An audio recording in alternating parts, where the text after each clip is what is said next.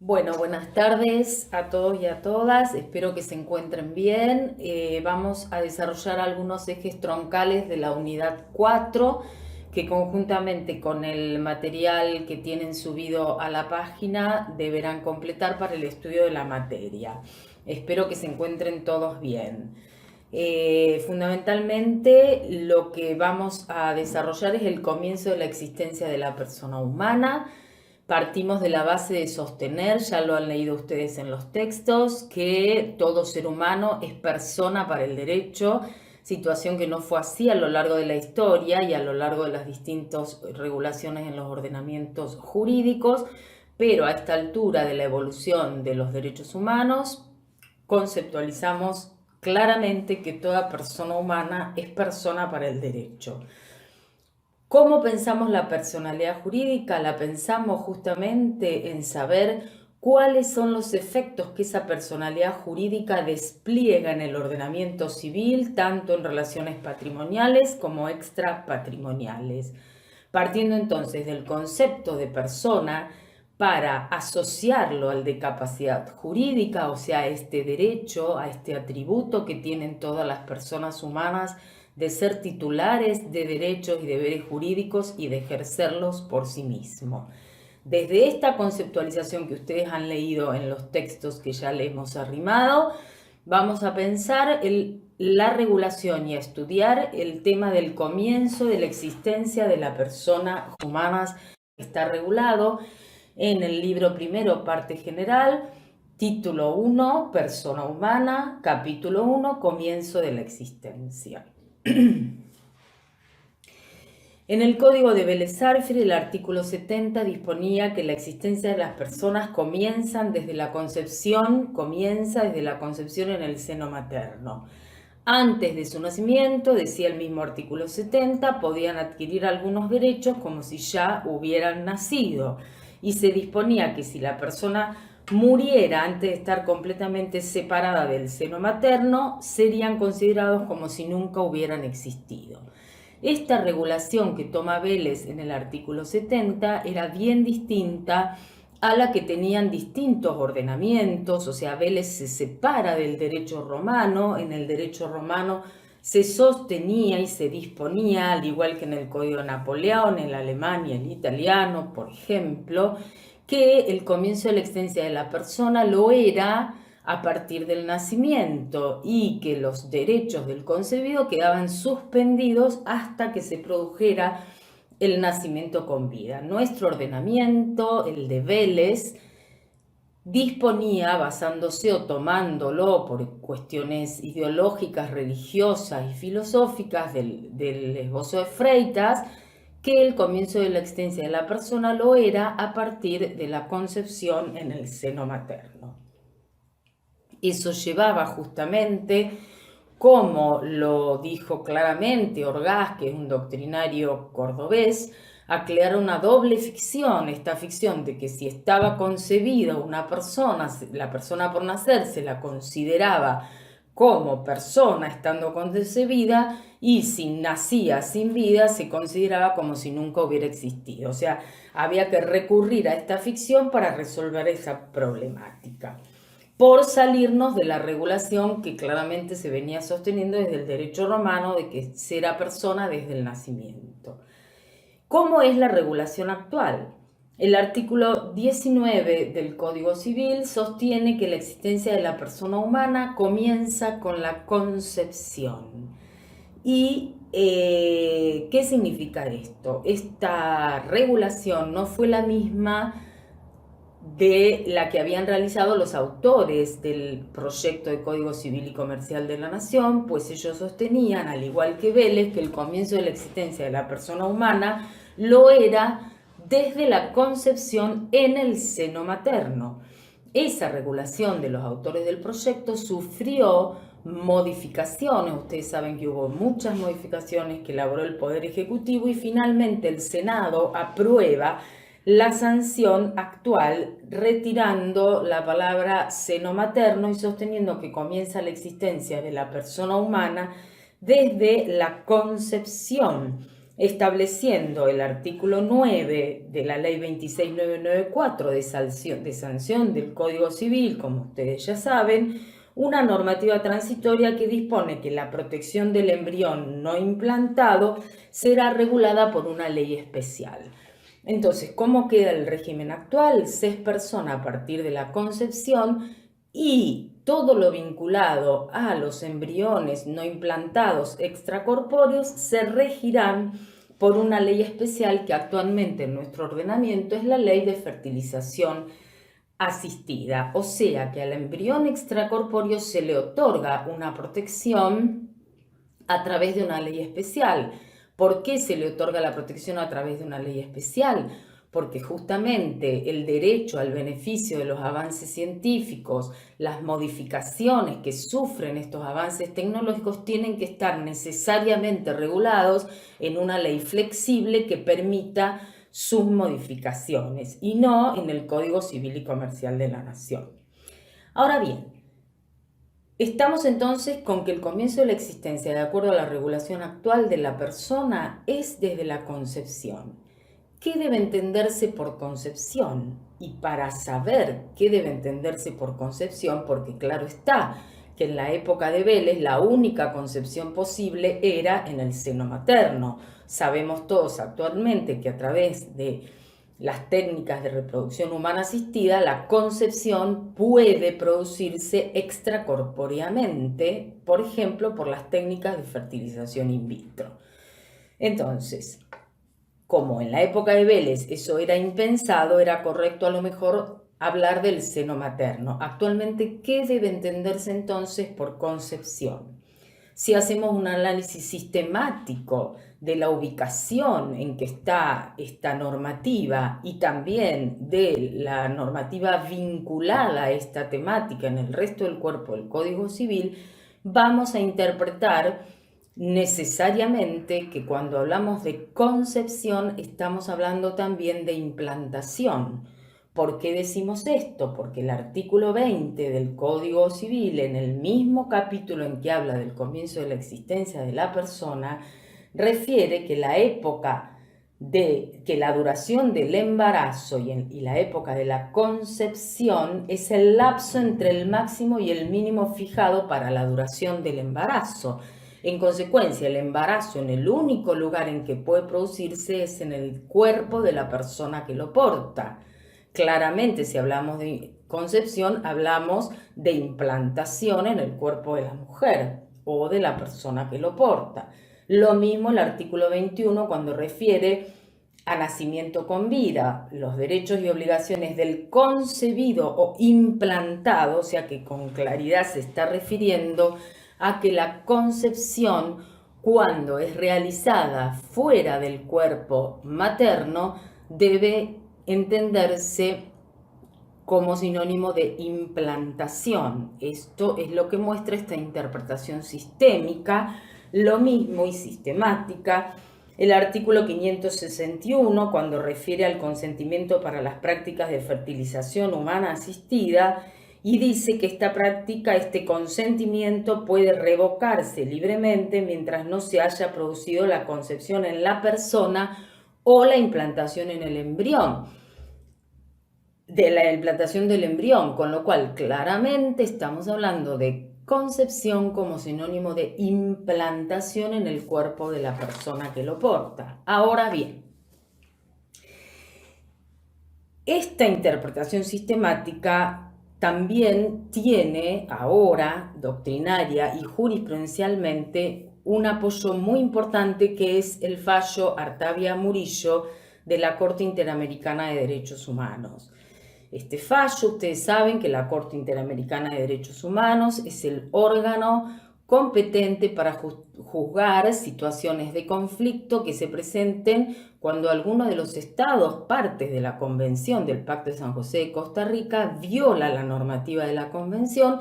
Es la Corte, el órgano jurisdiccional que va a juzgar estas situaciones controvertidas y a fallar en consecuencia. En el caso Artavia Murillo es un fallo contra el Estado de Costa Rica que los hechos se plantean cuando el Superior Tribunal de Costa Rica declara la inconstitucionalidad de un decreto del año 1995 emanado del Poder Ejecutivo que autorizaba las prácticas de fertilización in vitro, y este Supremo Tribunal declara inconstitucional este decreto, sosteniendo que se estaría violando el derecho a la vida de los embriones extracorpóreos.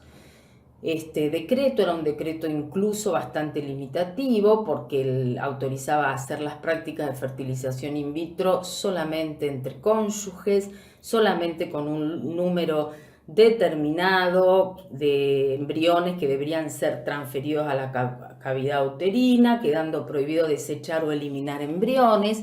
Pese a estas restricciones, el decreto fue declarado inconstitucional. Y varias parejas que habían sido beneficiarias o estaban utilizando estas técnicas iniciaron el derrotero judicial que concluye en el caso Artavia Murillo contra Costa Rica. Básicamente lo que hace la Corte es sostener que aquí hay una violación a los derechos humanos, algunos de los derechos establecidos en la Convención. Estos son el derecho a la vida privada y familiar, el derecho a la integridad personal, a la autonomía en la toma de decisiones sobre la vida sexual y reproductiva, el derecho de los beneficiarios a gozar de los avances y progresos científicos y tecnológicos, que no puede ser vulnerado sin afectarse estándares consagrados en la Convención.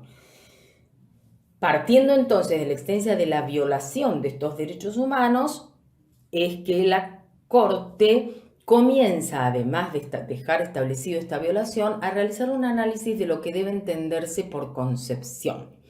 Sucintamente, y ustedes lo podrán estudiar en detalle en el material subido, en el resumen que emitió la misma Corte acerca de este fallo y en los textos que le hemos subido como material.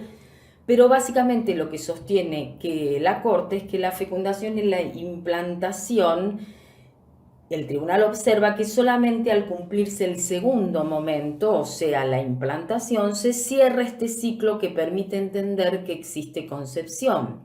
Lo cierto entonces es que si el embrión no se implanta en el cuerpo de la persona que lo porta, sus posibilidades de desarrollo son nulas, con lo cual este proceso de fecundación, el esperma fecunda el óvulo, se constituye el embrión, solamente en el momento de la implantación podemos juzgar que existe una persona, o sea, se distingue el momento del origen de la vida del momento de la constitución de la persona como persona a los efectos que se quieren desplegar dentro de los efectos jurídicos que se pretenden desplegar o que surgen como consecuencia de esta personalidad. También el fallo dice que el artículo 4 de la Convención, cuando dice que toda persona tiene derecho a que se respete su vida y que este derecho está protegido por ley y en general a partir del momento de la concepción, debe interpretarse que esta palabra en general permite excepciones, o sea que la protección del derecho a la vida del embrión no es una protección absoluta, sino que es una protección gradual e incremental, o sea que va a ir avanzando en la medida del desarrollo del embrión, y que si en el interín hay conflictos de derechos, porque no habría un derecho absoluto en la protección de la vida del embrión, que en conflictos con otros derechos, como el derecho a la salud reproductiva, como el derecho al acceso al beneficio de la evolución de la ciencia y la tecnología, la Corte, ponderando estos derechos, utilizando el sistema de ponderación que también utiliza el Código Civil y Comercial, como ya explicamos en este sistema de diálogo de fuentes, donde se ponderan normas, reglas, principios y valores, ha sostenido que era desproporcionado proteger al embrión respecto al riesgo de descarte o pérdida, que también es propio de la naturaleza y no solo de estas técnicas, vinculado con estos otros derechos humanos, a la autonomía, a la salud sexual, al acceso a las nuevas tecnologías que estaban en juego en esta conflictiva. Entonces, la Corte también sostuvo claramente que la concepción debe estar vinculada al momento de la implantación. Tenemos entonces la regulación de los artículos del artículo 19 del Código Civil y Comercial de la Nación, cómo quedó regulado luego de la modificación que realizó el Poder Ejecutivo y cómo entendemos debe interpretarse el concepto de concepción a la luz de la interpretación sistemática y a la luz de lo dispuesto por la Corte Interamericana de Derechos Humanos en el fallo Artavia Murillo. En punto al valor normativo en derecho interno que tienen las resoluciones de la Corte, ustedes lo estudiarán en profundidad en derecho constitucional. Había una jurisprudencia unánime de la Corte de la Nación en sostener que los fallos de la Corte Interamericana, aunque no involucren al Estado, en nuestro caso era un conflicto con Costa Rica, pero lo que estamos pensando es la validez normativa de esas interpretaciones para los restantes estados que no integran especialmente el caso en particular. La Corte de la Nación, como les decía, en principio hasta el caso Fontevecchia, ha sostenido que la aplicación de la interpretación de los fallos de la Corte era para todos los estados partes, claro está, porque si todos los estados partes de la Convención, todos los estados partes integran la Convención, no es razonable que un fallo sea aplicable solamente a quien participó del conflicto, porque después duplicaría la necesidad de dictar un fallo en cada oportunidad en que se violen idénticos derechos. Van a profundizar ustedes en materia de derecho constitucional cómo fue los precedentes y la jurisprudencia para entender en esta temática del valor normativo interno de los fallos de la Corte Interamericana. Por ahora, en lo que nos interesa, nos quedamos nosotros con estos puntos de coincidencia en materia de lo que se debe entender por concepción. Luego, la unidad desarrolla en el artículo 20 cuál es la época de la concepción y establece que es el lapso que transcurre entre el máximo y el mínimo fijados para la duración del embarazo. Se presume, excepto prueba en contrario, que el máximo de tiempo del embarazo es de 300 días y el mínimo de 180 días, excluyendo el día del nacimiento. Con lo cual, para realizar este cálculo, ustedes deben tomar el día del nacimiento, excluirlo, ir 300 días para atrás, 180 días para atrás y el lapso que media, que van a ser de 120 días, será la época de la concepción.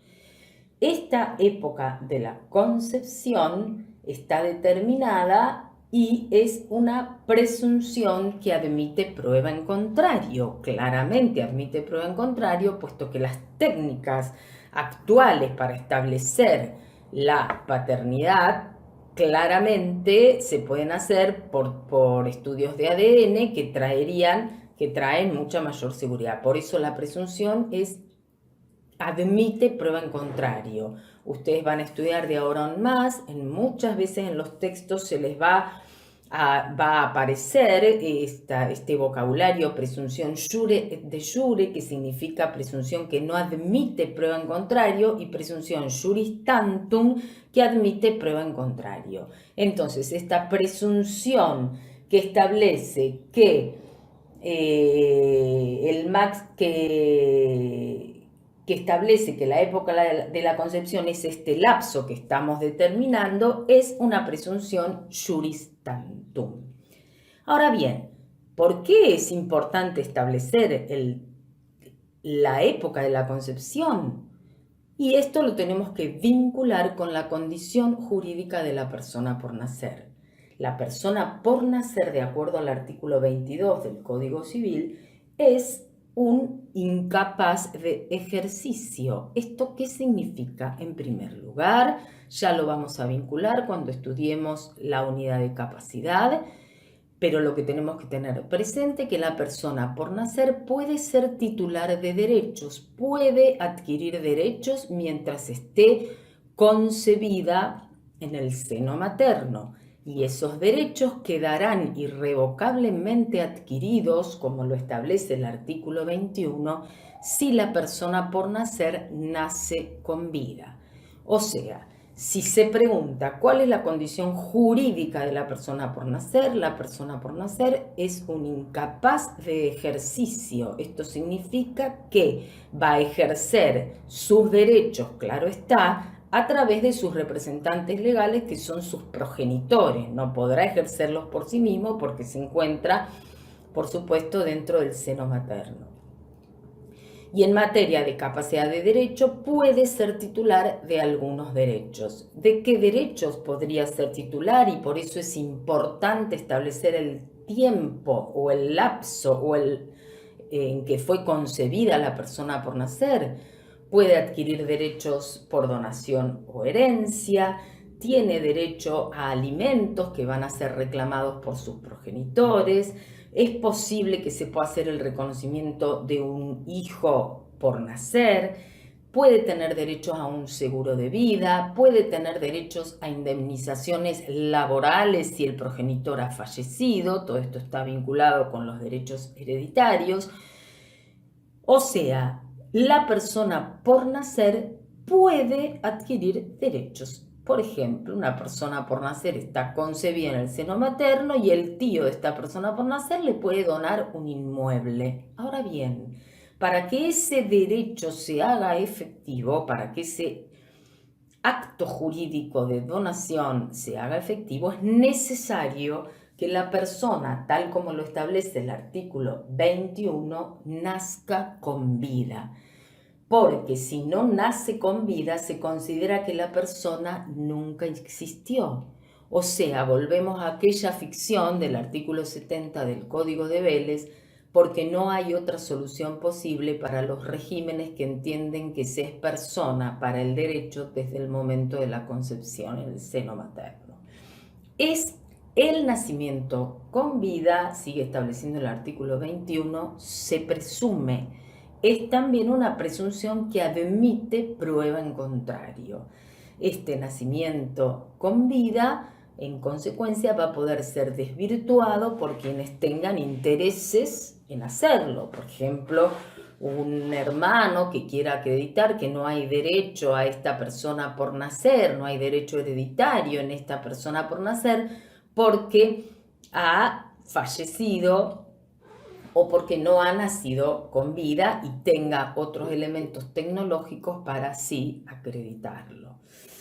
Esta presunción, como decimos, admite prueba en contrario, y el nacimiento con vida en sí mismo significa que la persona se presume que ha nacido con vida cuando ha sido separada del seno materno y ha tenido la posibilidad de tener una vida autónoma, aunque sea por algunos instantes, puesto que nuestro ordenamiento jurídico no exige, así como no lo exigía el Código de Vélez, la viabilidad, o sea, esta aptitud para continuar viviendo. En algunos ordenamientos se requería que el nasciturus, que van a leer ustedes en varios textos, esto es igual a decir la persona por nacer, tenía que tener una aptitud para seguir viviendo durante 24 horas, 2 días. Nuestro ordenamiento nunca exigió la viabilidad. El Código Civil y Comercial resuelve en estos 3 artículos, con una técnica legislativa